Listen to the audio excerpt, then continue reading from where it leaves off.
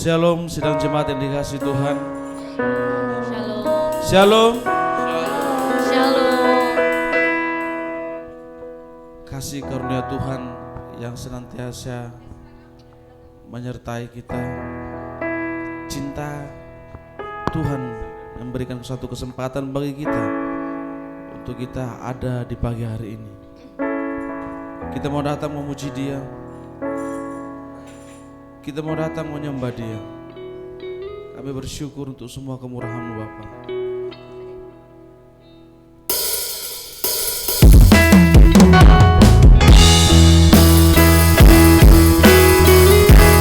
Terima kasih untuk cinta-Mu.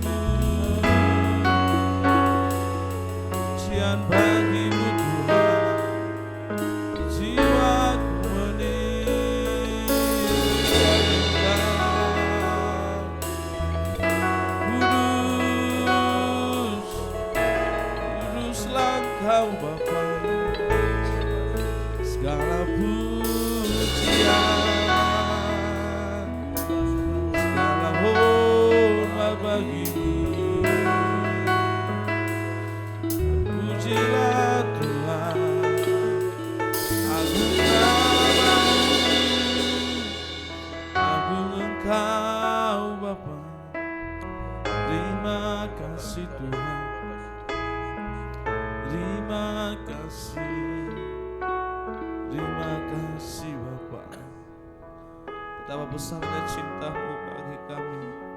Oh, jiwa kami memuji Engkau. Jiwa kami memanggil Engkau yang kudus, Bapa. Kuduslah Engkau Tuhan. Terima kasih Bapa. Kau Allah yang hadir di tengah-tengah ibadah kami.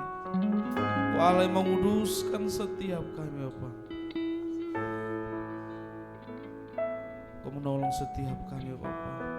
Ini pujian kami, ini sembah kami Bapa.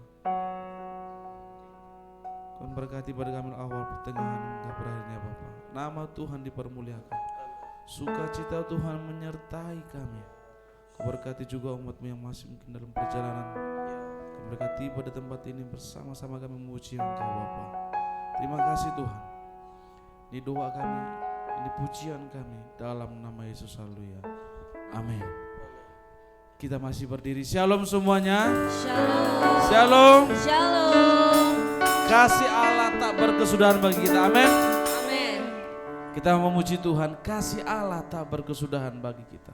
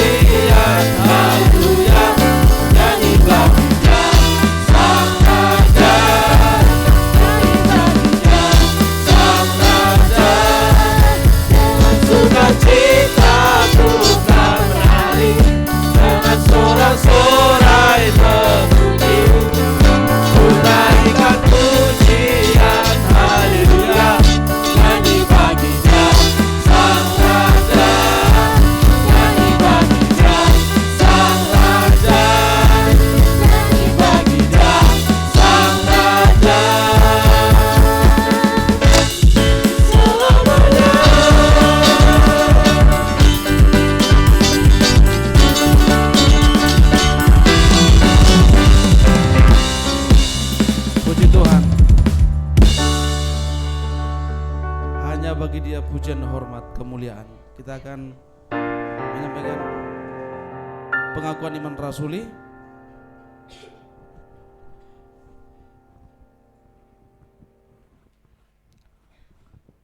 Pengakuan iman rasuli.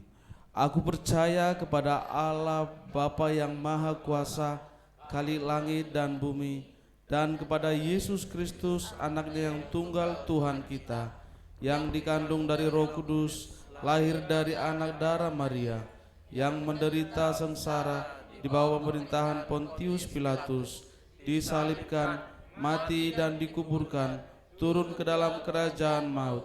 pada hari yang ketiga bangkit pula dari antara orang mati, naik ke surga, duduk di sebelah kanan Allah Bapa yang Maha Kuasa, dan dari sana ia akan datang untuk menghakimi orang yang hidup dan yang mati.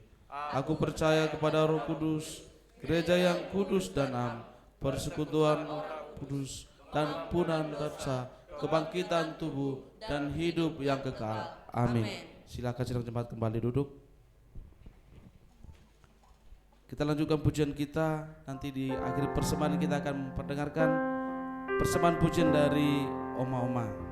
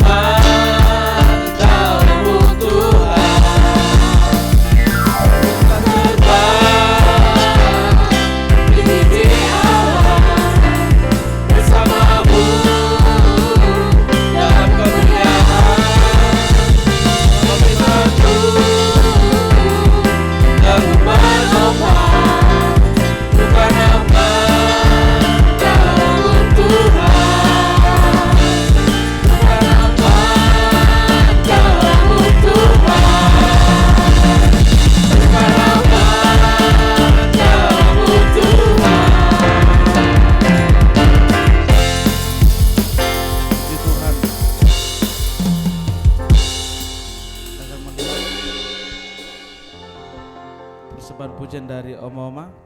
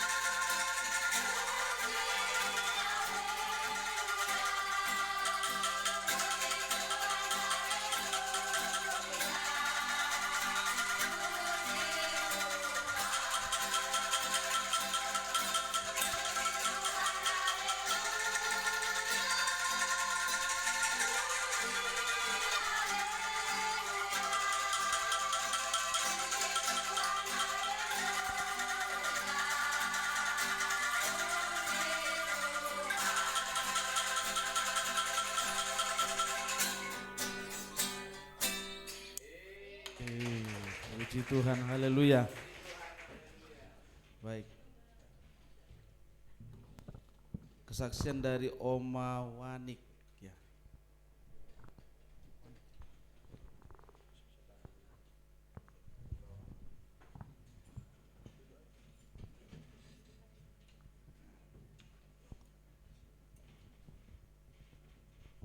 Shalom Bapak Ibu semuanya. Saya diberi waktu untuk kesaksiannya. Kami mohon kepada Tuhan biarlah kesaksian ini dapat membagikan hati saya. Saya sejak kecil memang sudah menjadi anak Tuhan. Sejak digendong mama saya. Tapi ada di Jawa Tengah di Kota Pati, Gereja Isa Al-Masih. Setelah itu, setelah umur 18, saya pindah ke Surabaya. Habis ke Surabaya juga, saya juga melayani di gereja KPDI di bawah pimpinan Bapak Pendeta Benyamin Manua. Di situ juga saya melayani, di situ juga saya full time. Semua pekerjaan itu hampir saya jalani, baik perjamuan kudus, baik besuk, baik paduan suara, baik apapun. Tapi saya katakan, saya ingat kepada Bapak Gembala pada tanggal 15, yaitu firman-Nya, kerajaan Allah yang terpendam. Gitu. Sejak itu hati saya rasanya tuh gimana ya, saya sudah menemukan atau belum gitu ya. Tetapi saya ingat firman dari Bapak Gembala itu seolah-olah mengetuk hati saya. Semua perjalanan itu bukan anak Tuhan itu semuanya mulus ya, gelombang naik besar kecil turun itu semua ada. Tapi Tuhan menguatkan saya. Sampai Tuhan memanggil anak saya umur 50, anak saya perempuan, yaitu bulan Juni. Saya di sini bulan Juni nanti sudah 3 tahun di sini. Saya tidak terasa ya. Lalu waktu anak saya meninggal, saya menghadap jenazahnya, saya berkata gini, saya seolah-olah protes kepada Tuhan. Tuhan, kenapa kok tidak saya yang Tuhan panggil? Kok melalui anak saya? Saya nanti hidup terkatung-katung, nggak tahu kemana tujuan. Ya, tetapi Tuhan itu membukakan jalan, yaitu keponakan saya, kena dengan Bapak Pendeta Andreas yang ada di Nongko Jajar, mungkin Bapak tahu ya. Nah, melalui dari situ, saya diajak ke Mama Silvi ke sana. Waktu anak-anak ada liburan di sana, tapi Mama nggak bilang kalau semuanya itu jalannya dari Bapak Andreas, dan keponakan saya kenal dengan Bapak Andreas. Lalu saya sampai di sana, Bapak Andreas itu keluar dari kamar. Loh, ini Oma Nani ya? Saya tahu fotonya. Saya sampai bengong. Tapi Bapak Andreas sekarang sudah dipanggil Tuhan. Ya, terus habis itu jadi saya sampai ada di sini, yaitu jalannya dari Bapak Andreas. Jadi perjalanan selama hidup itu selalu gelombang besar tinggi semuanya itu ada di dalam hati saya. Dan saya sempat ingat kepada tanggal 15 yang lalu yang difirmankan oleh Bapak Gembala, kerajaan Allah itu terpendam. Tetapi sekarang saya tahu bahwa firman itu ada di benak dalam hati saya. Bahwa saya menemukan kerajaan Allah yang terpendam, yaitu ada di rumah Manula Sedati. Inilah kesaksian saya yang pendek. Puji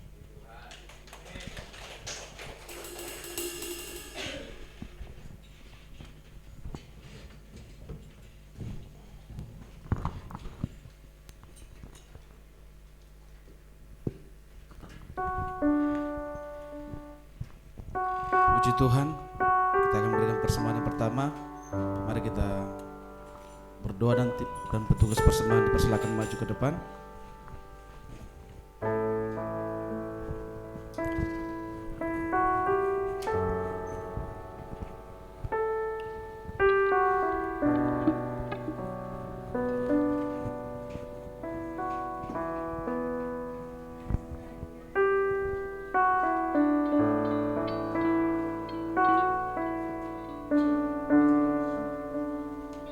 Mari kita berdoa. Bapa di surga, kami bersyukur untuk semua kemurahan bagi kami. Dari pagi hari ini Kau masih memberikan kami satu kesempatan lagi, apa yang Kau telah berkati bagi setiap hidup Bapa. Haleluya. Amin. Nyanyikan pujian kita, betapa hatiku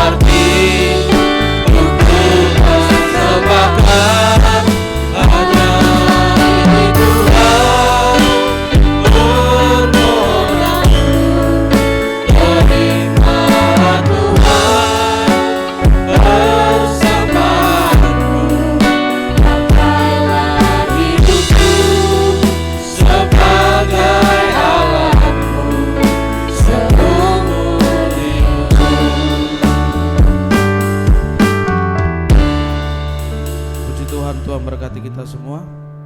Kita akan mendengarkan firman Tuhan. Firman Tuhan yang membuat iman kita bertumbuh, yang menuntun keseharian kita. Firman Tuhan yang membuat kita teguh dalam mengikut Dia. Firman Tuhan membuat kita semakin setia.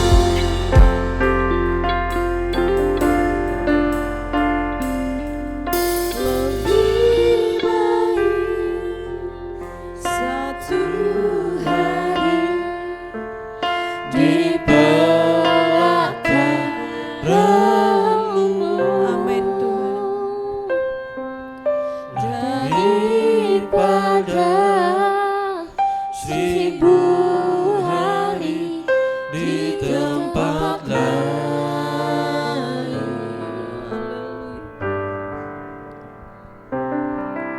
Memujimu, menyembahmu, Kau Allah yang hidup, dan menikmati semua kemurahan-Mu.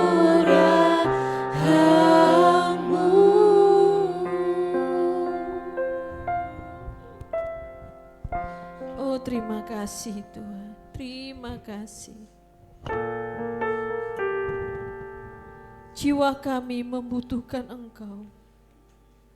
Itu sebabnya kami datang hari ini di rumah-Mu Tuhan.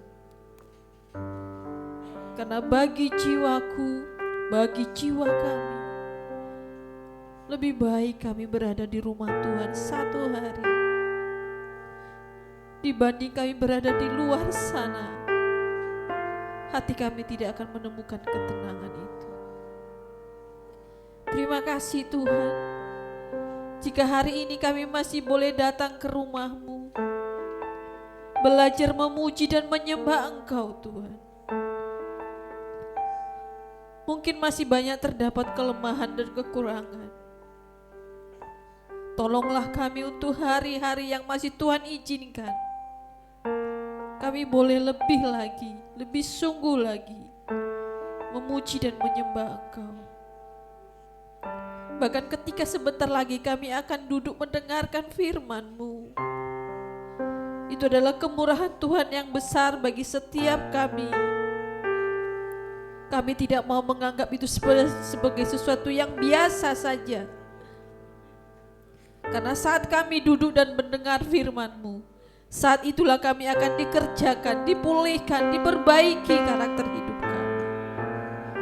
Oh, terima kasih Tuhan. Kami percaya Tuhan hadir di tengah-tengah kami. Kami berikan hati kami yang terbaik. Bekerjalah Tuhan. Pulihkanlah setiap hati kami. Jadikan kami pribadi-pribadi yang seperti Engkau mau. Perbaiki di tempat yang perlu Kau perbaiki dalam hidup kami. Biarlah firman Tuhan yang akan disampaikan oleh Bapak Gembala bekerja dengan maksimal. Roh Kuduslah yang menuntun, yang menolong hamba-Mu dalam menyampaikan firman-Mu. Terima kasih Bapak, kami sambut firman-Mu dengan penuh sukacita di dalam nama Tuhan Yesus Kristus. Haleluya. Amin. Silakan duduk Bapak Ibu Saudara.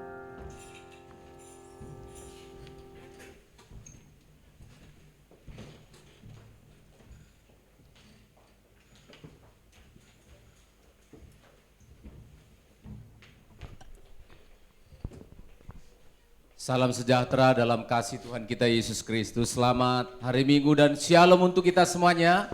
Shalom. Sekali lagi shalom. Shalom.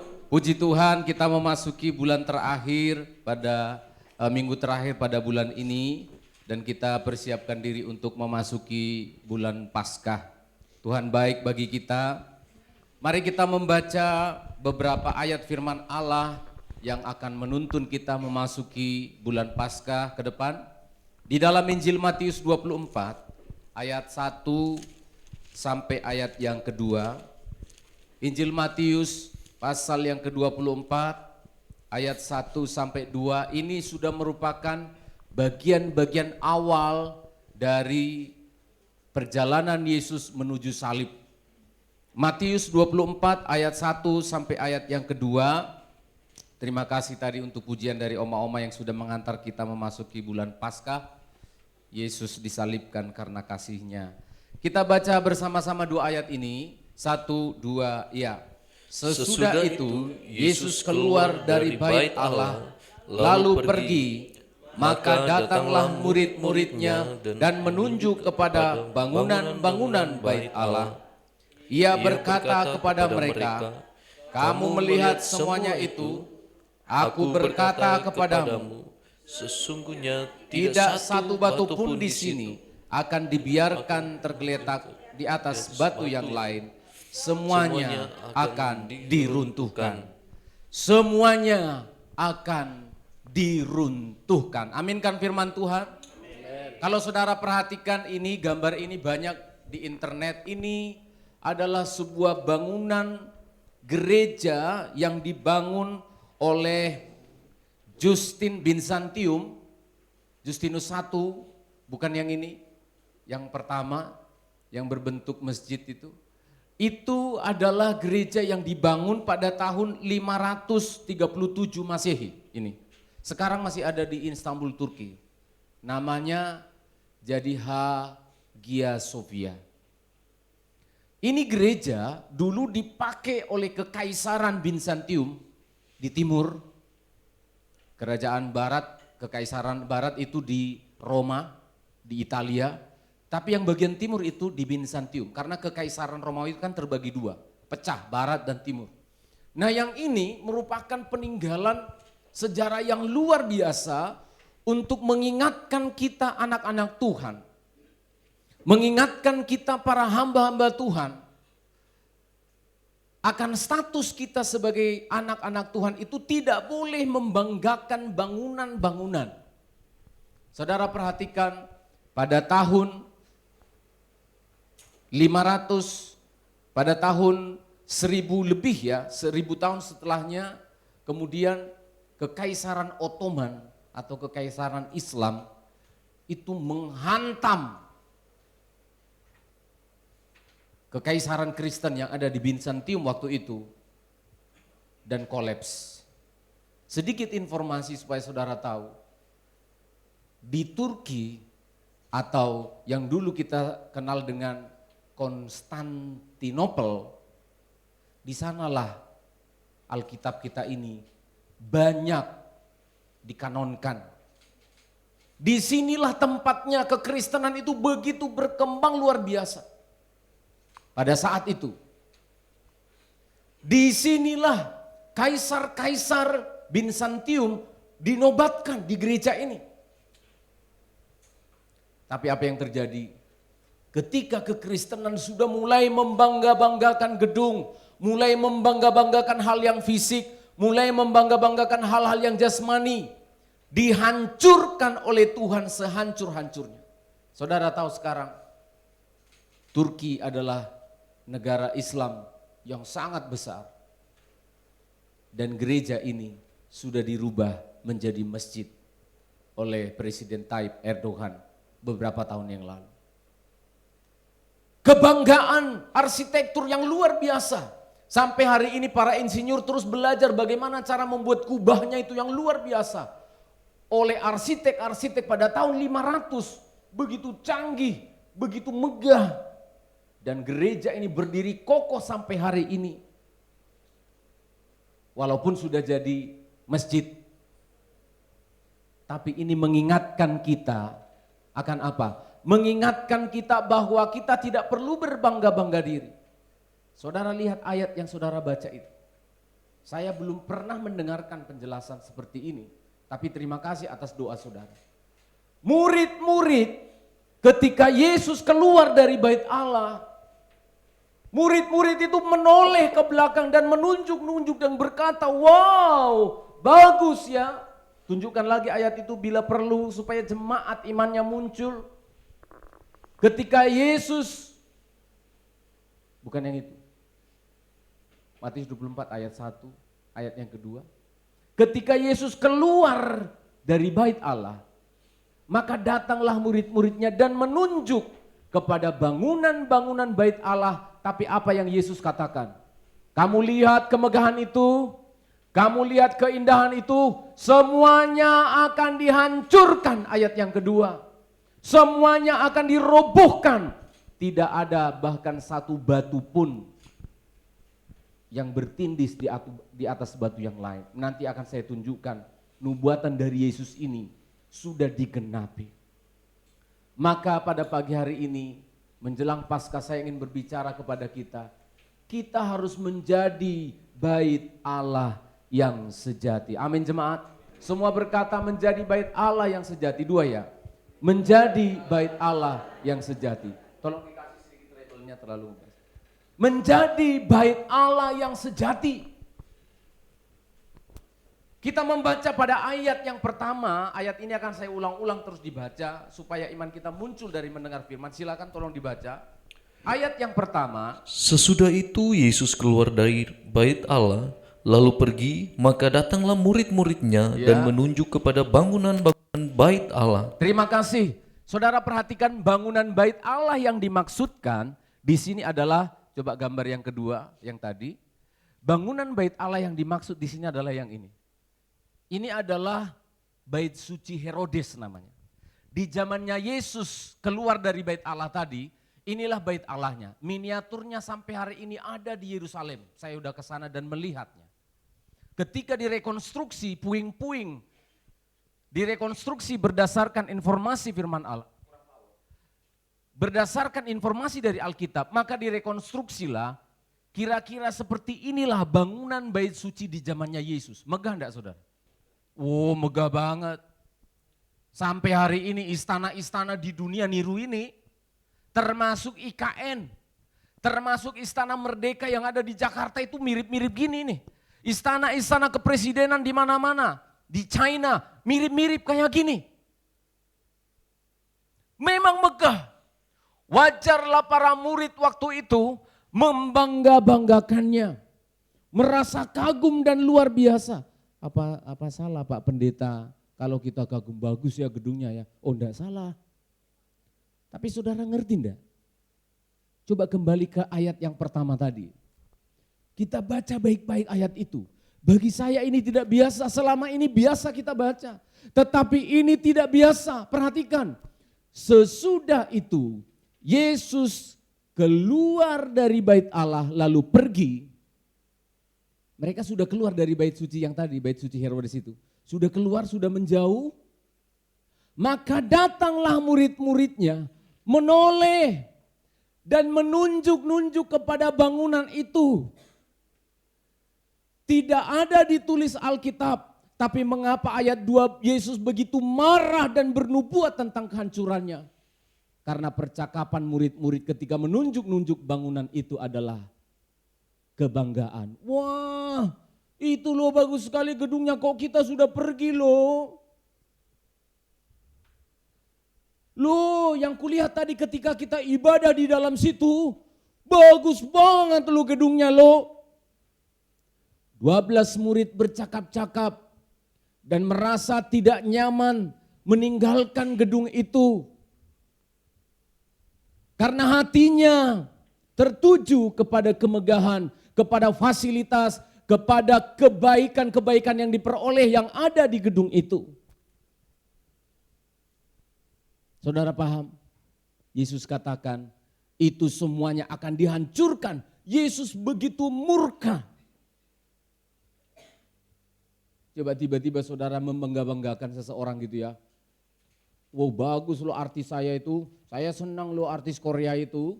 Tiba-tiba ada pendeta mengatakan, dikutuk Tuhan nanti itu, free sex itu, homoseks itu. Tersinggung enggak saudara? Oh, tersinggung. Tiba-tiba contohnya, saudara membangga-banggakan ada sebuah tempat ibadah begitu, tempat ibadah. Kalian puji-puji, wow ganteng sekali lo pendetanya. Tiba-tiba gembalamu bilang, besok dikutuk Tuhan itu. Karena kamu sudah mendewakan orang dan manusia, bukan mendengarkan firman. Tersinggung enggak saudara? Kalian tinggalkan pendeta itu. Dasar pendeta iri. Mentang-mentang pendeta sana lebih ganteng dia iri. Terserah saudara. Saudara akan benci kepada Yesus. Ketika murid-murid mengatakan, "Wuh, 2 lantai." Berapa lantai tadi itu? Gedung pertemuan yang di sebelahnya bait suci Herodes itu, bahkan loteng yang di atas itu, tempat raja, tempat menoleh, melihat ke bawah, itu sudah ada lotengnya beberapa lantai. Pada tahun berapa itu Pak Stefan? Zamannya Yesus yang kita baca tadi, ini tahun 30. Sudah ada konstruksi bangunan yang sangat-sangat mentereng. Dan mereka bangga. Tapi tiba-tiba dalam kebanggaan itu Yesus bilang, hancur itu semua. Bukan cuma gitu, bahkan satu batu pun tidak akan ada tergeletak di atas batu yang lain. Berarti rata dengan tanah. Apa yang ingin Yesus sampaikan di sini? Bukan bait yang fisik. Amin jemaat. Jangan kita membangga-banggakan. Saudara bisa membenci saya, saudara bisa membenci firman Allah. Tetapi suatu saat ketika engkau sudah mendengar firman ini, Roh Kudus akan membuka hatimu. Kenapa? Karena Tuhan ingin membawa manusia ini ke surga. Karena Tuhan ingin membawa murid-murid hatinya jangan nyantol di dunia. Yang teknologi maju, yang bangunannya hebat, yang makanannya enak, yang ruangannya sejuk. Tuhan tidak mau. Enak di gereja itu pendetanya pintar ngomong. Enak di gereja itu loh pulang-pulang dapat sembako. Enak di gereja itu loh fasilitasnya enak. Sound systemnya, pemain musiknya keren. Apa tidak bisa? Apa tidak boleh bilang bagus? Boleh. Di gereja kita ini kita terus berbenah. Kalau kita punya uang yang banyak, saudara ndak usah pusing. Kayak gereja apapun bisa saya bikin. Bisa kita bikin. Asal ada uang. Gak usah khawatir. Apapun kita bisa bikin. Asal ada uang. Tapi itu bukan tujuan kita. Kita bisa mengatakan, oh bagus, puji Tuhan. Ketika kita mengatakan bagus, kita harus kembalikan kemuliaan kepada Tuhan. Karena ini semua hanyalah faktor-faktor pendukung. Yang mendukung kita bisa memuliakan Tuhan.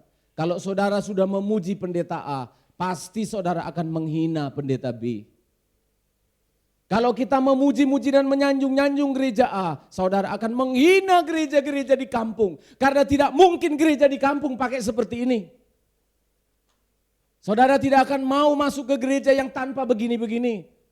Yang tanpa wireless. Yang tanpa ear monitor. Yang tanpa musik. Yang hanya ada gitar. Karena itu bukan tujuan. Maka orang-orang di kampung tidak akan pernah masuk surga. Hanya orang-orang yang punya duit, pendeta-pendeta yang kaya, yang bisa membawa jemaatnya ke surga. Saya melihat ayat ini oleh doa saudara, hati saya betul-betul bersyukur. Yesus katakan, apa yang kamu bangga-banggakan? Dan Yesus berbicara tentang kecelakaan yang luar biasa sedang terjadi di dalam kekristenan hari-hari ini. Kecelakaan yang luar biasa sedang terjadi. Sebenarnya apa yang Yesus lakukan? Coba lihat ayat 1 tadi jemaat. Yesus keluar dari bait Allah. Saya mau tanya, ketika Yesus di dalam bait Allah ngapain dia? Ya tinggal baca ayat 23. Kan gampang ya, memahami Alkitab itu gampang kan? Ayat 24, ayat 1 di pasal 24 ayat 1, Yesus keluar dari bait Allah lalu pergi, lalu dia bilang hancur itu semua. Loh, emang tadi di bait Allah Yesus ngapain? Tinggal baca ayat 20, pasal 23. Apa intinya pasal 23? Coba lihat, apa intinya pasal 23? Dilihat dong Alkitabnya. Ya, Yesus berkhotbah. Yesus berbicara tentang 7 celaka. Yesus sedang berbicara tentang 7 celaka. Celakalah orang Farisi, celakalah, celakalah, celakalah, celakalah. Setelah Yesus berkhotbah dengan keras, dengan tegas, tiba-tiba keluar dari gereja, murid-murid ngomongin apa? Ayo, murid-murid ngomongin apa setelah keluar dari bait Allah?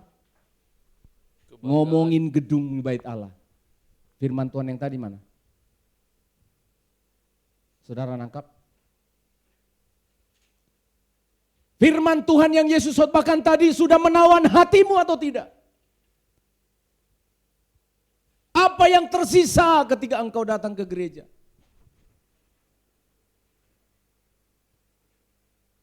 Bayangkan, di gereja di bait Allah Yesus berkhotbah demikian keras dan begitu bagus sekali. Setelah keluar dari gereja yang dilihat, yang diingat jemaat apa? Enak tadi makanannya. Coba, marah enggak yang khotbah saudara? Ya wajarlah marah. Yesus tidak bilang, ganteng tadi Yesus. Enggak, Tuhan tidak minta, kenapa kamu enggak ngomong, Yesus tadi waktu khotbah ganteng ya? Yesus enggak minta gitu.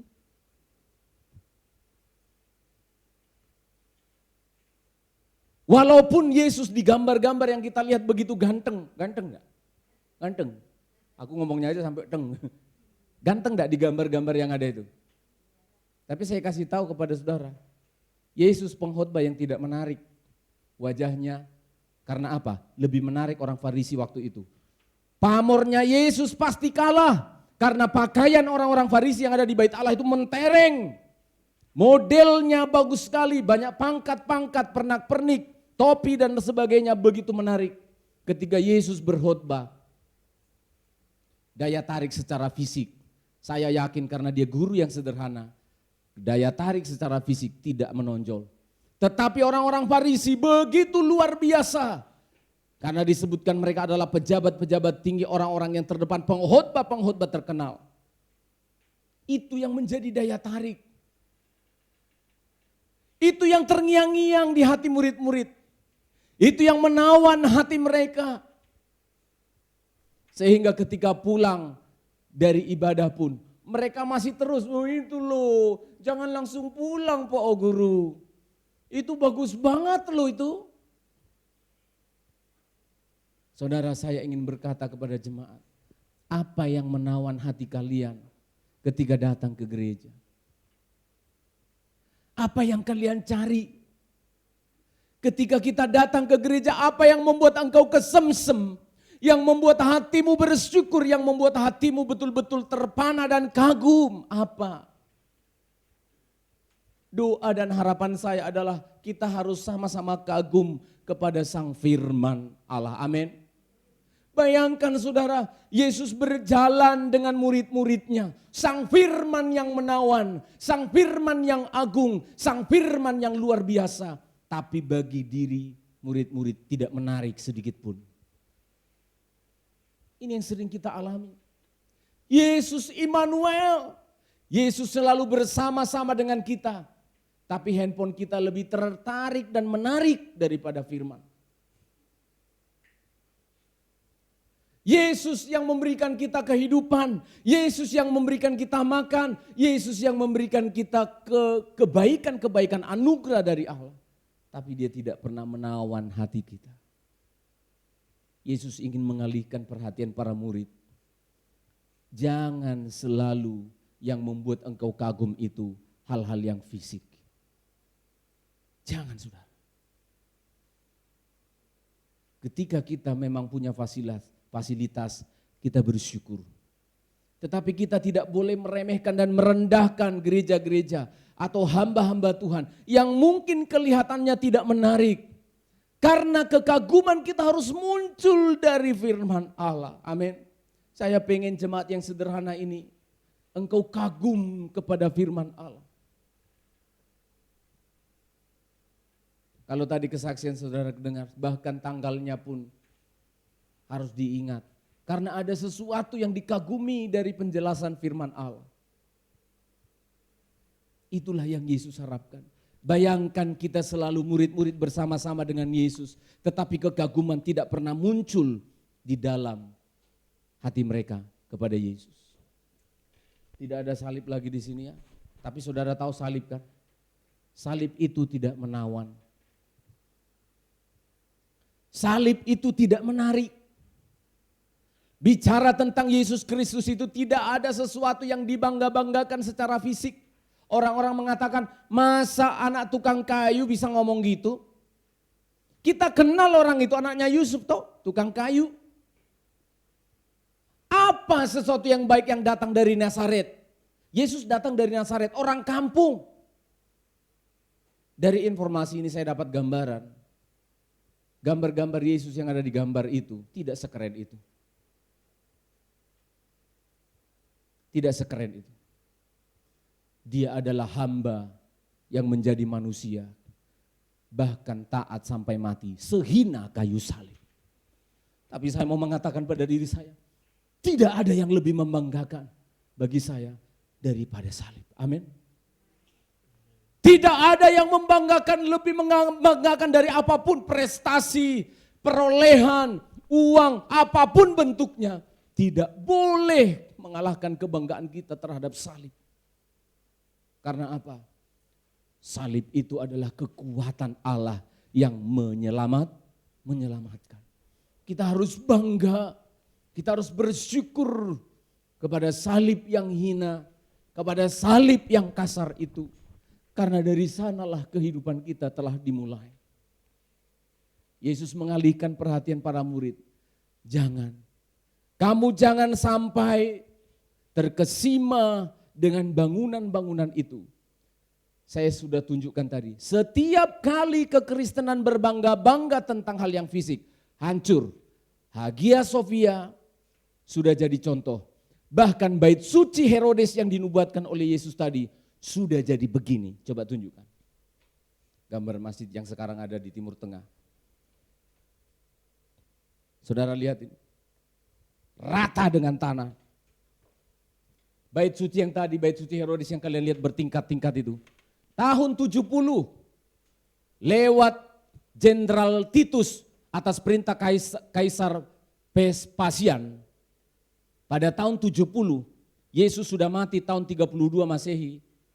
Setelah itu para murid-murid di zamannya Rasul Yohanes masih hidup. Bait suci dihancurkan tahun 70. Yang tadi yang bertingkat-tingkat itu rata dengan tanah ini. Rata dengan tanah. Yang Yesus katakan tidak akan ada batu satupun di atas batu yang lain. Rata. Betul-betul Jenderal Titus waktu hancurkan luar biasa. Bakar Yerusalem. Dan pelita emas. Semua alat-alat emas diambil semuanya. Dibawa ke Roma. Dibawa ke Italia. Sampai hari ini rata dengan tanah. Dan ada bangunan ini di atasnya. Saudara lihat apa ini bangunan ini? Apa ini di atas ini? Ya. Sampai detik ini. Sampai hari ini. Ketika murid-murid berbangga-bangga terhadap gedung yang tadi, Yesus katakan akan dihancurkan. Yesus bernubuat tahun 32, digenapi tahun 70. Rata dengan tanah. Sampai hari ini ada sisa-sisa di tembok barat, saya udah kesana di Israel. Disitulah mereka namanya tembok ratapan, nangis-nangis setiap hari Sabat. Nangis-nangis di sini, kepalanya dipukul-pukul. Menangis dan berdoa, banyak orang-orang turis datang, tuliskan kertas, diselipkan di lubang-lubang batu-batu yang lama, batu-batu kuno, batu bangunan. Pagarnya itu diselipkan di sana jadi doa. Miris, menyedihkan. Ribuan tahun Yesus berkhotbah kepada murid-murid. Sampai hari ini disedati jadi peringatan. Jangan sekali-kali membanggakan hartamu. Jangan sekali-kali membanggakan kecantikan dan kegagahanmu. Jangan sekali-kali membanggakan uangmu yang banyak. Dan jangan membangga-banggakan kekuatanmu. Jangan membangga-banggakan pendetamu. Agungkan dan megahkanlah sang firman. Amin. Maka engkau tidak akan dihancurkan. Kalau ada orang yang sombong, tinggal nunggu waktu. Slowly but sure. Mungkin perlahan-lahan tapi pasti. Mungkin bisa secepat itu juga. Hati-hati orang yang sombong. Tidak ada gunanya sombong, Pak. Capek hidup sombong itu. Capek hidup sombong. Tidak ada gunanya sombong. Apalagi yang dimaksudkan oleh Yesus. Ketika dia berkhotbah di bait suci. 7 celaka. Kita coba lihat. Matius pasal yang ke-23 dari ayat 13 sampai ayat 29 itu semua celaka tok. Saya ngomong ini sebenarnya khawatir jemaat ini jadi ketakutan. Tapi saya ngomong apa adanya saja ya. Amin. Oh jemaat sini udah terbiasa kok Pak. Sikat Pak. Amin. Gasken. Saya senang khotbah di gereja kita ini. Kalau di gereja lain saya masih gimana ya, saya belum tahu jemaatnya. Kalau di sini gasken Pak. Naik lagi. Minum dulu Pak, minum. Udah ngerti kita Pak, gitu ya. Coba kita lihat celaka pada pasal yang ke-23, ayat 13 sampai ayat 29. Ada 7 kata celaka, tapi bacalah satu Mas Renal. Baca satu ayat yang ke-13. Matius 23 ayat yang ke-13. Iya.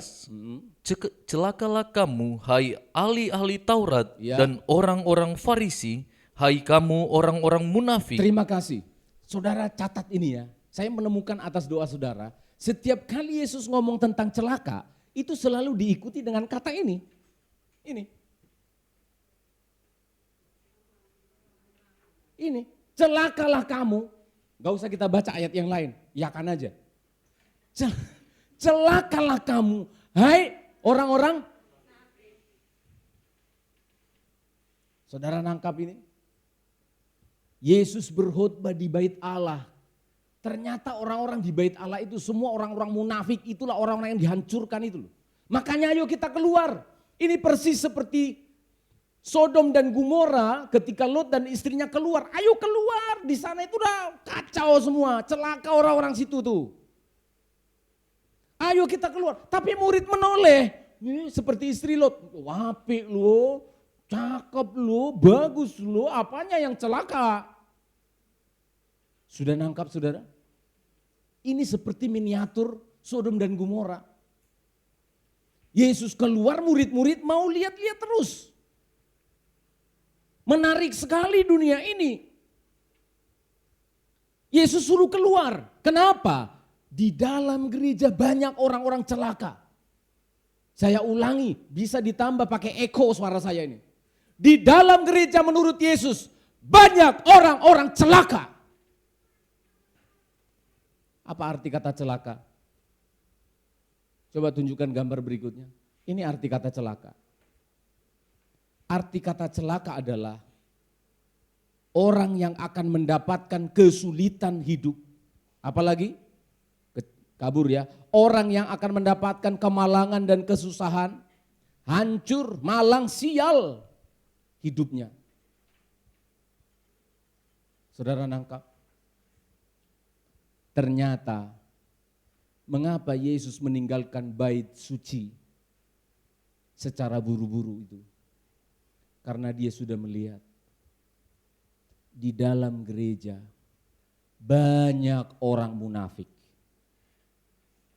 Saya ulangi.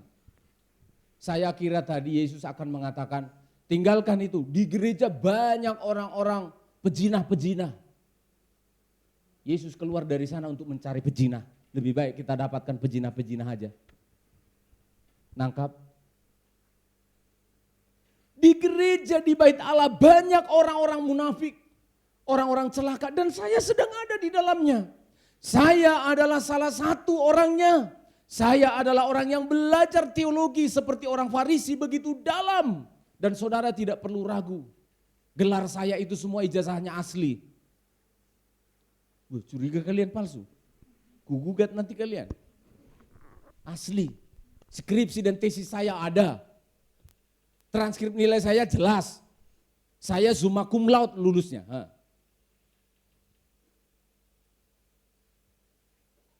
Berarti saya orang salah satu. Celakalah orang-orang Farisi. Kenapa? Berlaku munafik. Oh, saya baru mengerti Tuhan. Betapa getolnya Yesus ini berbicara tentang orang-orang yang rohani tetapi munafik. Kesombongan dan kemegahan-kemegahan di luar. Di luar gedungnya bagus. Di dalamnya banyak orang-orang yang sombong, rohani dan munafik. Pakaian-pakaian rohani seringkali kita pakai untuk menutup-nutupi kesombongan kita. Itu sebabnya kepada 4 orang calon pendeta-pendeta ini. Saya sengaja ketemu mereka ini pakai celana pendek, pakai baju compang-camping. Untuk memberitahu kepada mereka bahwa pendeta itu tidak keren-kerenan. Pendeta itu tidak menunjukkan dia rohani, tidak rohani dengan pakaiannya. Yesus datang dari sorga dengan berpakaian kain yang biasa. Yesus bilang, celaka kamu karena kamu selalu berpakaian-pakaian bagus, duduk paling depan, tapi hatimu munafik. Kan pendeta-pendeta gitu sekarang kan. Kalian ya perhatikan 4 orang. Siapa yang bilang pendeta itu harus kemejaan terus? Harus pantofel, harus blus dalam, harus kelihatan keren. Nggak boleh megang sampah, nggak boleh megang apa, nggak boleh nyapu, nggak boleh duduk-duduk bersama dengan orang lain, harus di kursi yang tinggi. Siapa yang bilang? Yesus katakan, dihancurkan itu semua. Orang-orang munafik, pakaian-pakaian rohani, orang yang banyak sombong rohani dan suka menghakimi itu ada di gereja, itu ada di tempat bait Allah. Suka menghakimi orang lain. Tidak pernah berkata, aku orang yang paling berdosa. Ini dikecam oleh Yesus begitu keras sekali. Jadi hamba Tuhan itu tidak seperti orang Farisi. Dengarkan ajarannya, tapi jangan ikuti perilakunya. Tuhan ingin kita seperti hidup apa adanya saja. Jadi apa adanya. Orang mau tidak menganggap kita rohani karena pakaian kita tidak terlalu necis seperti pendeta lain. Tidak apa-apa. Yang penting orang tidak melihat kamu pendosa dan orang munafik. Mengapa orang selalu menilai dari luar? Biar aja orang menilai kita rendah, tidak setinggi-setinggi apa gitu. Tapi yang penting dalam hati kita bersih. Daripada kamu keren-kerenan. Megah-megahan, bikin acara hebat-hebatan, tapi di dalamnya sampah semua. Dikecam oleh Tuhan sampai 7 kali. Saya tidak ada waktu menjelaskan, beda-beda loh 7 itu. Wah, luar biasa sekali. Dikecam oleh Yesus karena apa? Dia tidak mau para murid-murid ini menjadi orang yang munafik. Hancurkan sikap angkuh. Saya kasih tahu kepada para suami, apalagi khususnya yang datang seperti saya dari Sumatera. Hancurkan tembok-tembok kesombonganmu sebagai laki-laki.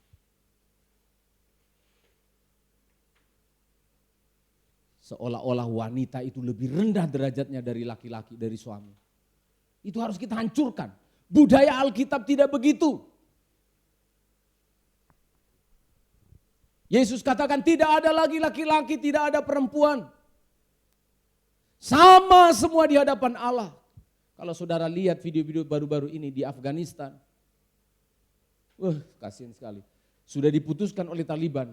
Boleh memukuli istri asal jangan patah tulang. Sudah dapat berita itu anak-anak muda? Yes, itulah ajaran mereka di sana. Perempuan itu bahkan dihotbahkan, perempuan itu hanyalah seperti binatang-binatang, seperti hewan peliharaan. Jadi betul, saudara bisa lihat videonya, istri-istrinya itu dipakai ini. Ayo sana masuk sana. Di dalam bus. Kebetulan terbuka sedikit ininya, dipukul di atas, di depan orang. Karena apa? Pemerintah memperbolehkan memukuli istri, catatannya cuma satu, jangan patah tulang. Rubuhkan kesombonganmu sebagai laki-laki. Siapa yang bilang laki-laki tidak boleh cuci piring? Siapa yang bilang suami tidak boleh mencuci pakaian? Siapa yang bilang suami tidak boleh menyapu rumah? Rubuhkan keangkuhan-keangkuhan yang kita bawa dari adat istiadat kita yang merusak, yang menjadi sombong. Kita tidak pernah mau tahu terhadap istri kita. Kita tidak pernah mau tahu terhadap orang tua kalau anak-anak. Kita tidak mau tahu kepada orang lain. Karena apa? Orang-orang ini adalah orang-orang yang sangat-sangat egois. Rubuhkan kesombonganmu para pendeta. Tidak ada bedanya pendeta dengan jemaat. Pekerjaan kita saja yang membedakan. Amin. Saya ulangi. Tidak ada bedanya pendeta, jemaat, imam-imam di hadapan Tuhan sama. Pelantikan kita yang berbeda-beda. Kalau di hadapan Tuhan kita semua sama hamba-hambanya. Apa yang harus kita banggakan? Apa yang harus kita banggakan? Tidak ada. Tidak ada yang bisa kita banggakan kecuali hanya salib Tuhan. Yesus berbicara tentang celaka ini dan saya tidak mau jemaat yang Tuhan percayakan saya layani menjadi orang-orang yang celaka. Amin. Rubuhkan, saya ulangi, rubuhkan kesombonganmu. Hancurkan kesombonganmu. Gelarmu apa sih? Rumahmu berapa sih? Mobilmu berapa sih? Tanahmu berapa banyak sih? Kamu kalah dengan Hotman Paris Hutapea, pengacara ini. Pendeta, sombong, baru punya kulkas 1 pintu, tetangga sudah 2 pintu. Udah gak bisa lihat ke bawah, hidungnya naik terus ke atas. Baru potong rambut ganteng, sudah gak lihat pendeta. Baru gajian yang ke-13 sudah gak ingat ke gereja. Ada apa sih kamu ini? Runtuhkan itu. Tidak ada faedahnya, tidak ada gunanya, kecuali celaka yang akan menantikan kita. Ayat yang kedua, pasal 24 ayat yang kedua, tolong dibaca. Ia berkata kepada mereka, Iya. kamu melihat semuanya itu? Aku berkata kepadamu, sesungguhnya tidak ada satu batu pun di sini akan dibiarkan terletak di atas batu yang lain. Semuanya akan diruntuhkan. Semuanya akan diruntuhkan dan sudah terjadi, sudah hancur dan sudah rubuh. Kalau tadi mengapa Yesus sekeras itu mengingatkan para murid-murid? Karena yang pertama ada 7 celaka yang ada di dalam rumah Tuhan. Dan yang kedua karena ada ratapan yang tidak pernah didengarkan oleh umat Tuhan selama ini. Kita kembali ke pasal 23 tadi pada ayat yang ke-37. Inilah ratapan dari Yesus. Dia menjelaskan dirinya sampai turun seperti hewan. Ayat yang ke-37 tolong dibacakan. Yerusalem, Yerusalem, Ya. engkau yang membunuh nabi-nabi dan melempari dengan batu orang-orang yang diutus kepadamu. Ya. Berkali-kali aku rindu mengumpulkan anak-anakmu sama seperti induk ayam mengumpulkan anak-anaknya di bawah sayapnya, tetapi kamu tidak mau. Tidak mau. Terus apa yang terjadi? Inilah yang terjadi. Lihatlah, rumahmu ini akan ditinggalkan dan menjadi sunyi. Dan aku berkata kepadamu, Ya. mulai sekarang kamu tidak akan melihat aku lagi hingga kamu berkata, diberkatilah dia yang datang dalam nama Tuhan. Oh puji Tuhan, terima kasih. Saya sedikit ambil waktu menjelaskan karena saya rindu menyampaikan ini ke jemaat. Yesus mengatakan bait yang dibangga-banggakan secara fisik akan diruntuhkan karena ada celaka di sana. Dan yang kedua, karena mereka tidak akan pernah mendengarkan seruan dan ratapan panggilan dari Tuhan. Karena kita hanya kagum kepada hal-hal yang jasmani. Yesus sampai turunkan standarnya, dia bilang, aku memanggil kamu seperti induk ayam yang memanggil anak-anaknya tapi kamu tidak mau. Jadi Yesus turunkan, dia Allah yang jadi manusia dibikin kayak ayam. Saudara punya ayam, pernah punya ayam? Di kota mungkin sudah enggak ya, di kampung dulu masih ingat? Punya ayam, pernah? Bagaimana induk ayam kalau memanggil anak-anaknya? Gak tahu, saya kasih tahu aja ya, kalian orang-orang sebelahnya rumahnya Prabowo kan rumah kalian, jadi gak ada ayam. Saya kasih tahu ya, ada 2 hal yang selalu membuat induk ayam memanggil anaknya. Yang pertama, sini lo, sini ada makanan.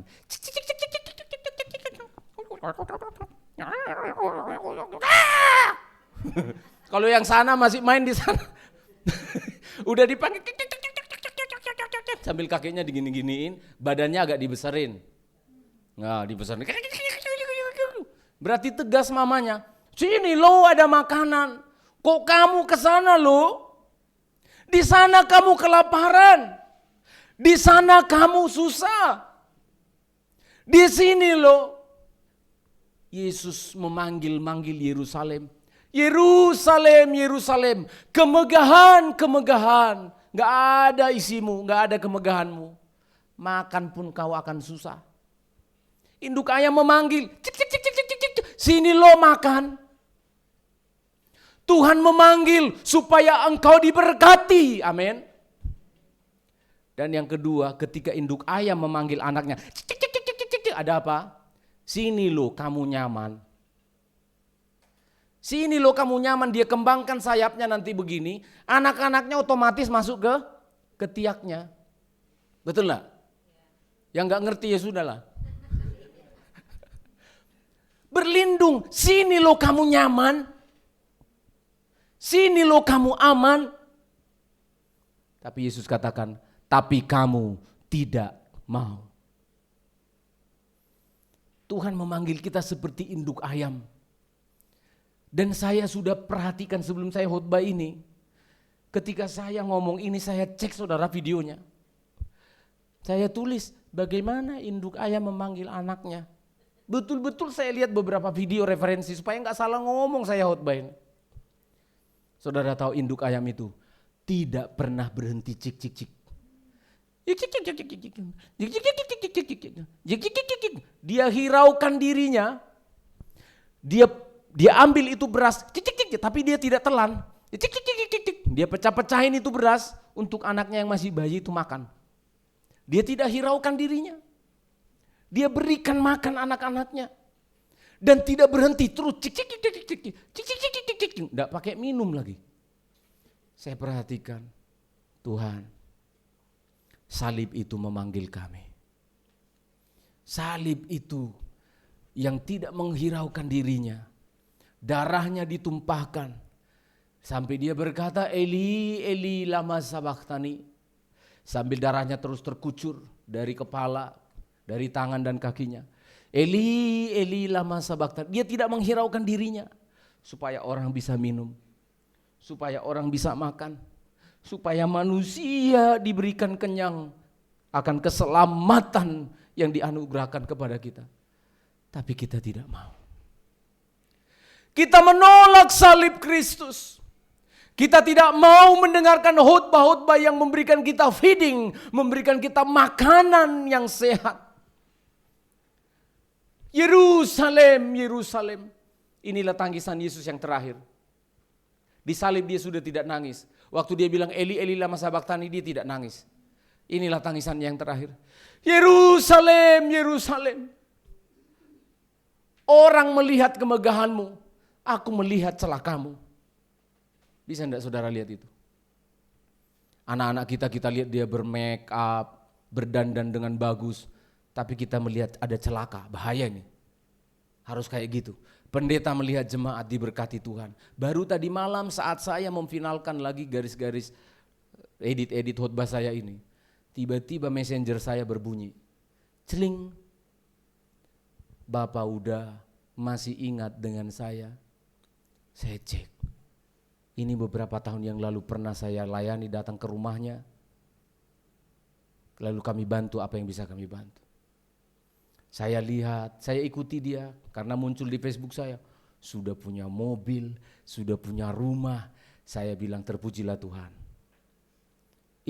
Tadi malam saudara tahu. Hidup saya sekarang sudah hancur, suami saya selingkuh, narkoba.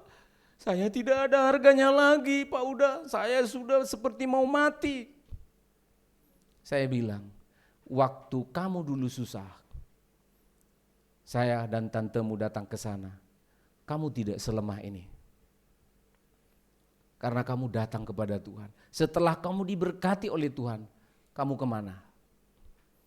Kamu kira kamu kuat untuk menolong suamimu, menolong dirimu sendiri pun kita gak mampu. Saya sudah hancur, saya sudah terpuruk, saya dan lain sebagainya. Yerusalem, Yerusalem, kemegahan, kemegahan. Orang lihat megah, pendeta lihat bahaya. Orang lihat indah, orang yang dewasa rohani melihat ada bahaya. Kalau apa? Kalau kamu tidak mau, dan ayat yang terakhir, ayat 38, inilah yang terjadi kalau kamu tidak mau. Lihatlah rumahmu ini akan ditinggalkan dan menjadi sunyi. Dan yang kedua, mulai sekarang kamu tidak akan melihat aku lagi.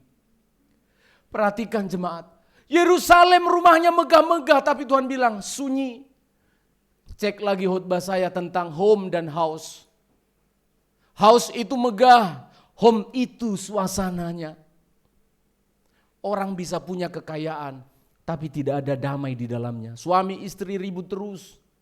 Anak-anak tidak betah di rumah, karena tidak ada suasana home, suasana Allah. Dan yang lebih menyedihkan, apa yang akan terjadi bagi orang yang tidak mau panggilan Allah, mendengar panggilan Allah.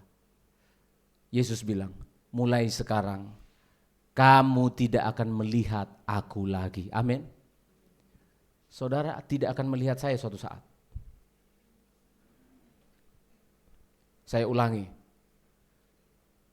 Yesus waktu itu ngomong sebagai pendeta kepada Yerusalem, kepada 12 murid.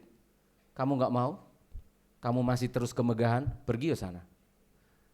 Ada waktunya kamu tidak akan mendengarkan lagi saya ngomong. Ada waktunya kamu tidak akan punya orang tua lagi. Ada saatnya kamu tidak punya pendeta dan digantikan oleh pendeta lain. Nangkap? Dan saya tidak mau waktu saya mati contohnya. Ada jemaat yang datang di sebelah jenazah saya. Pak Gembala, kalau aku dengarkanlah dulu nasihatmu itu. Sambil ke KPI lagi peti saya. Pak Gembala, bangkit aku nanti. Pak Gembala, kenapa lah dulu aku gak dengarkan nasihatmu ya? Omong kosong.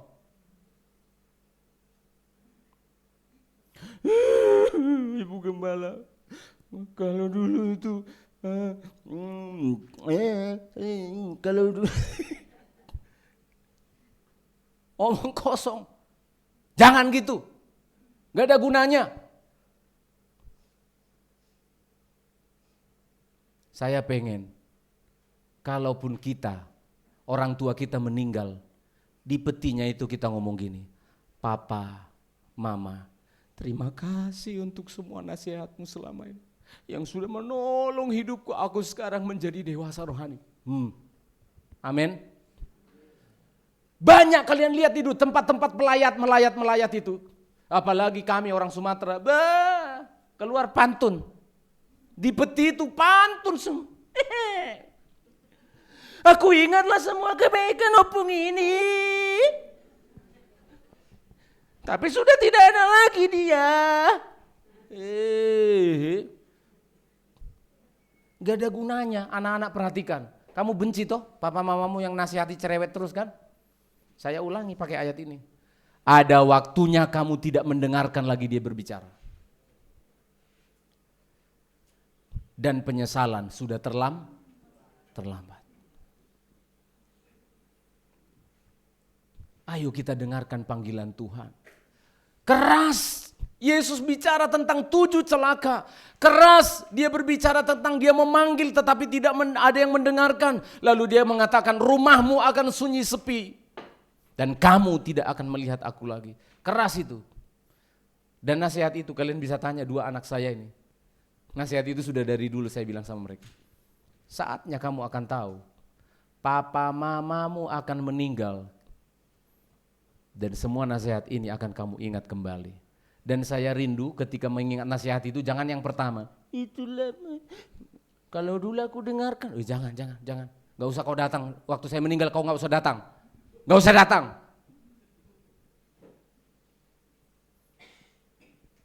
Ya Yoel ya.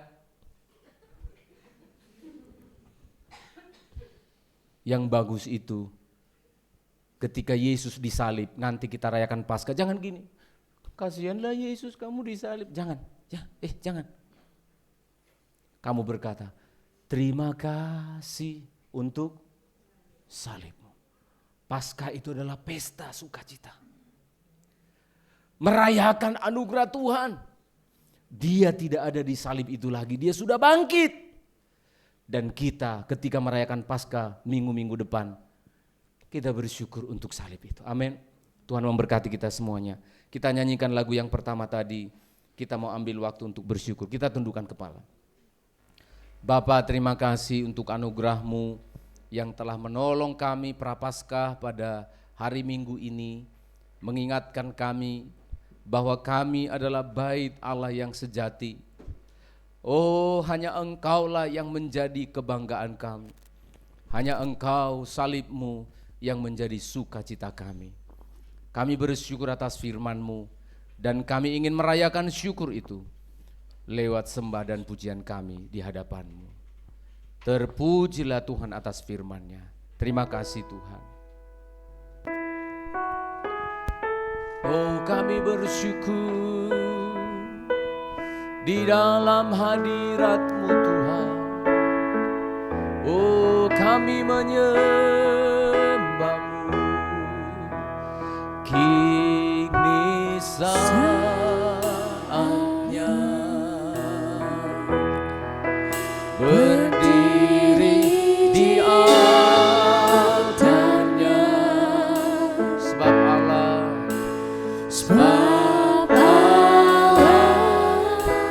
Maha Kudus hadir di sini.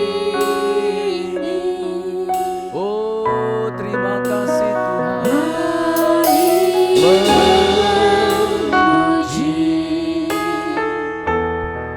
angkat tangan menyembah, sebab Allah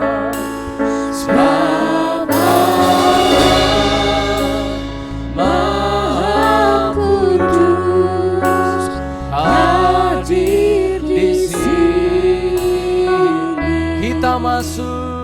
Kita masuk tahta suci. Kita masuk, oh, tahta suci. Tahta sucinya bersama para malaikat, bersama para malaikat menyembah. Mari puji Yesus, mari puji. Oh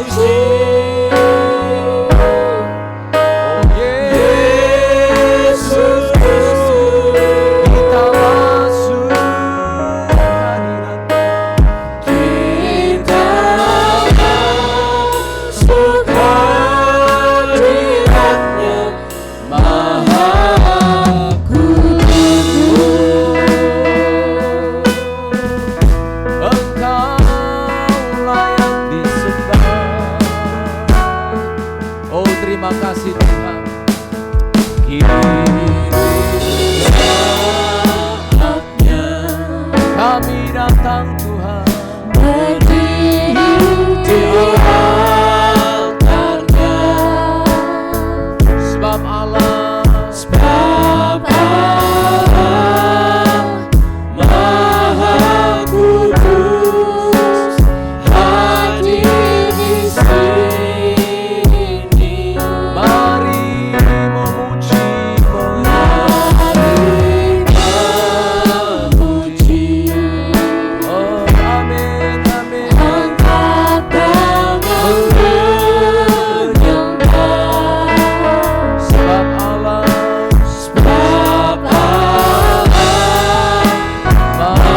Mari kita mau menyembah Tuhan, kita berdiri bersama-sama. Kita masuk tahta. Kita masuk tahta sucinya. Allah mengagungkan Engkau bersama para malaikat.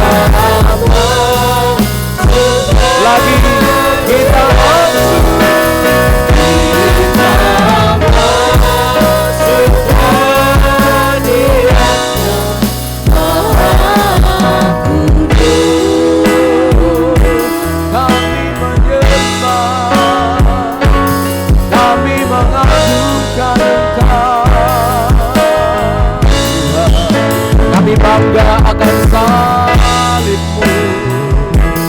Kami bangga karunia Tuhan.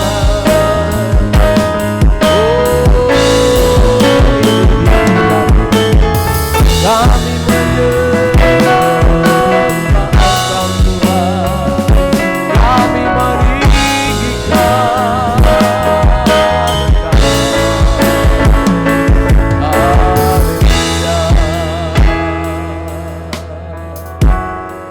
inilah hidup kami Tuhan. Kami hanya membanggakan salib-Mu. Salib-Mu indah Tuhan.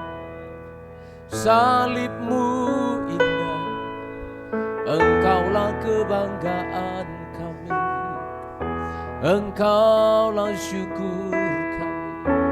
Rubuhkanlah, hancurkanlah segala keangkuhan kami. Lembutkan hati kami, rendahkanlah hati kami di bawah salib-Mu, agar kami diberkati oleh Tuhan, agar kami tidak ditinggalkan sendirian. Engkaulah kekasih jiwa kami. Terpujilah Tuhan atas firman-Nya, di dalam nama Tuhan kami Yesus Kristus. Haleluya. Amin, amin. Silakan duduk jemaat.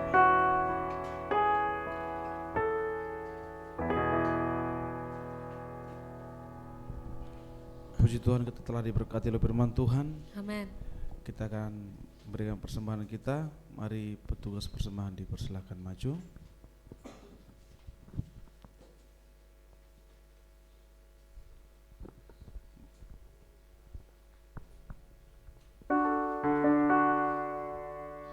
Mari kita berdoa. Bapa di surga, kami bersyukur untuk firman-Mu yang telah menolong kami, dan juga kesempatan yang Kau masih berikan bagi kami untuk kami bisa memberi apa yang telah Engkau berkati bagi kami, Bapak. Terima kasih Tuhan, Engkau menolong kami semua dalam nama Yesus. Amin. Dan nyanyikan pujian kita, betapa hatiku berterima kasih.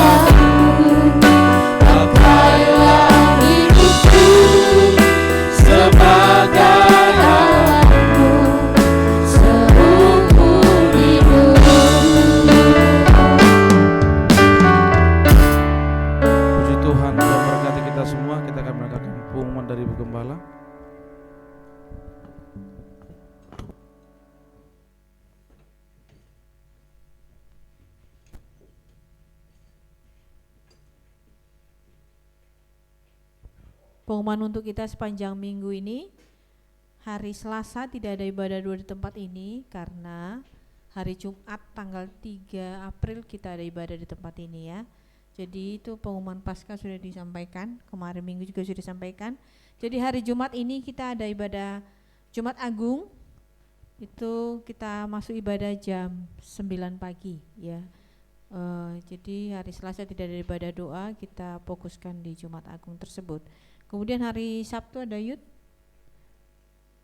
Oh ya, hari Sabtu juga tidak ada yud. Kemudian kita akan kembali masuk ibadah pada hari Minggu Paskah, itu tanggal 5 April. Jadi kita sudah mulai April langsung Paskah tanggal 5, dan itu kita masuk juga jam 9 pagi karena di situ ada beberapa pengumuman dari tim CM ya, itu tentang lomba, nggak kelihatan di sini. Ya, itu tentang ada perlombaan dalam Paskah tersebut, yaitu memasak ya, memasak, lomba memasak atau terserah masakan apa ya.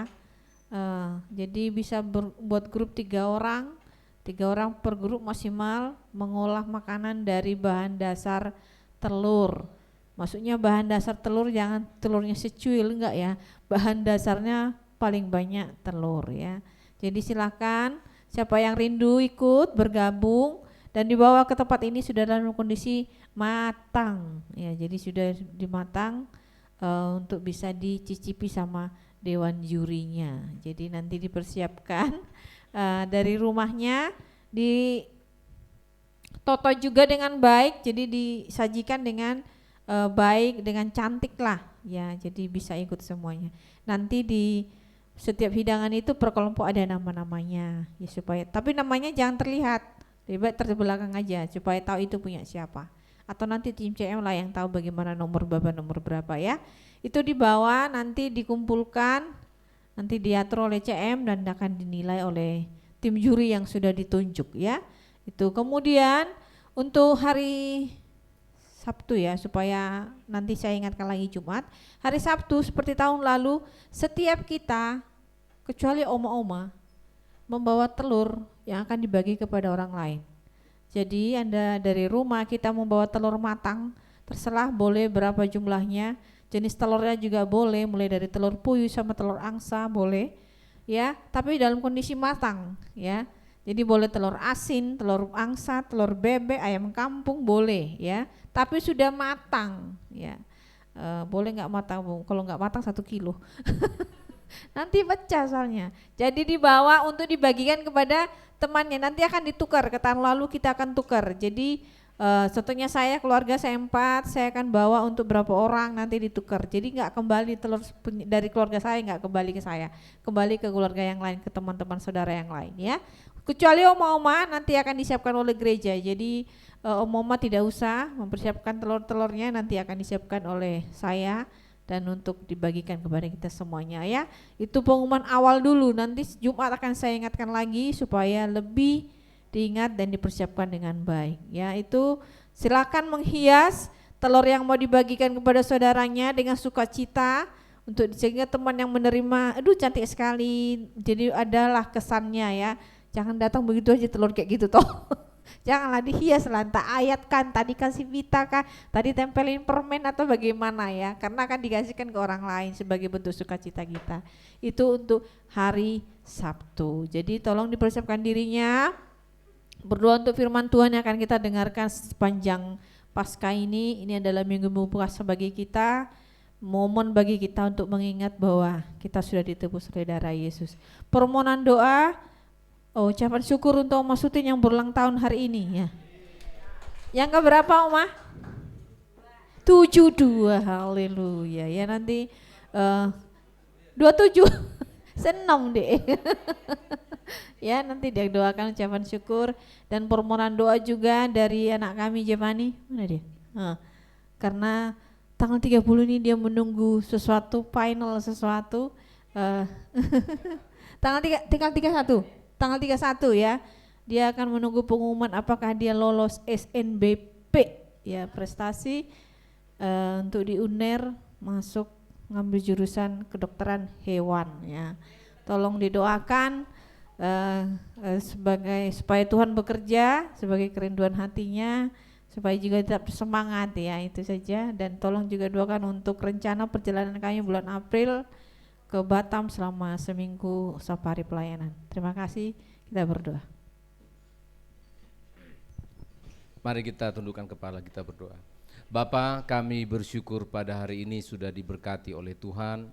Kami berdoa untuk Oma Sutin yang bersuka cita, umur yang ke-72, panjang umur sehat dan sukacita beribadah. Tuhan, kami bawa hidup Omai dalam tangan-Mu, pelihara dia senantiasa. Kerinduannya untuk selalu ikut dalam ibadah di lantai 2, Engkau terus menguatkan hatinya, tubuhnya, agar diberikan kemampuan untuk naik turun bersama dengan oma-oma yang lain. Kami bawa hidupnya dalam tangan-Mu, sukacita Oma Sutin menjadi sukacita kami, kesehatan, kekuatan Tuhan limpahkan. Demikian juga untuk anak kami Jevani yang menantikan pengumuman, yang terbaik adalah dari Tuhan. Kami berdoa untuk kelulusannya, tetapi biarlah kehendak Tuhan yang jadi. Kami percaya kepada rencana-Mu indah dalam hidupnya. Bentuk hidupnya semakin dewasa rohani di dalam pelayanan dan juga segala cita-citanya ditolong oleh Tuhan. Demikian juga untuk anak-anak kami yang praktek dari Salem, Engkau yang menolong mereka semua memenuhi panggilan Tuhan yang tidak mudah. Yang kami tahu Engkau Allah yang kuat, Allah yang tidak pernah berdusta. Engkau yang meneguhkan hati mereka. Tuhan tolong Jordan, Tuhan tolong Raja, Tuhan tolong Reynald, Tuhan tolong juga Esra. Kami bawa anak-anak muda ini ke dalam tangan-Mu ya Tuhan.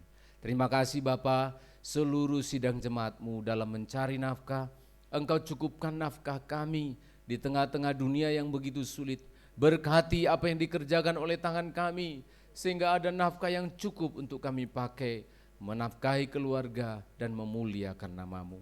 Diberkatilah anak-anak kami, diberkatilah orang-orang muda kami yang sedang mencari pekerjaan. Tuhan pertemukan mereka dengan pekerjaan yang baik untuk mereka bisa berkarya, bekerja dan menghasilkan upah hasil yang baik. Tuhan tolong anak-anak kami yang sudah saatnya untuk perjodohan mereka. Tuhan buka jalan dan campur tangan bagi mereka yang sudah ada calon atau pertunangan mereka. Engkau memberikan kesatuan hati, Engkau memberikan mereka kemampuan untuk melihat rencana Tuhan yang terbaik bagi mereka. Tuhan buka jalan bagi anak-anak kami yang sedang mencari dan mendoakan jodohnya. Pertemukan mereka dengan jodohnya yang terbaik dan sepadan yang datang dari Tuhan. Terima kasih Bapa, pelayanan kami di gereja maupun di panti, Engkau terus yang menuntun dan memelihara hidup kami. Berkatilah sinode gereja kami, berkatilah bangsa dan negara kami, berkatilah lingkungan di sekitar kami di perumahan ini. Terima kasih Bapa, mari kita berdiri bersama-sama. Perjalanan hamba-Mu pada bulan depan juga dalam safari pelayanan Paskah di Pulau Batam. Kiranya Tuhan yang menolong, Tuhan juga yang menuntun dan memberkatinya. Terima kasih Bapa, kami sungguh bersyukur karena Engkau selalu mengajarkan kami berdoa demikian. Bapa kami yang di surga, dikuduskanlah nama-Mu, datanglah kerajaan-Mu, jadilah kehendak-Mu di bumi seperti di surga. Berikanlah kami pada hari ini makanan kami yang secukupnya, dan ampunilah kami akan kesalahan kami, seperti kami juga mengampuni orang yang bersalah kepada kami. Dan janganlah membawa kami ke dalam pencobaan, tetapi lepaskanlah kami daripada yang jahat. Karena Engkaulah yang mempunyai kerajaan dan kuasa dan kemuliaan sampai selama-lamanya. Terima kasih Bapa, anugerah sejahtera dan berkat yang datangnya dari Allah pencipta langit dan bumi, di dalam Kristus Yesus Tuhan yang mengasihi kami, dan persekutuan Roh-Nya yang kudus Allah yang hidup, Dialah yang memberkati engkau sekalian, menyertai engkau hari ini memasuki bulan baru dan sampai selama-lamanya. Pulanglah di dalam nama Tuhan Yesus Kristus. Bapa terima kasih. Bapa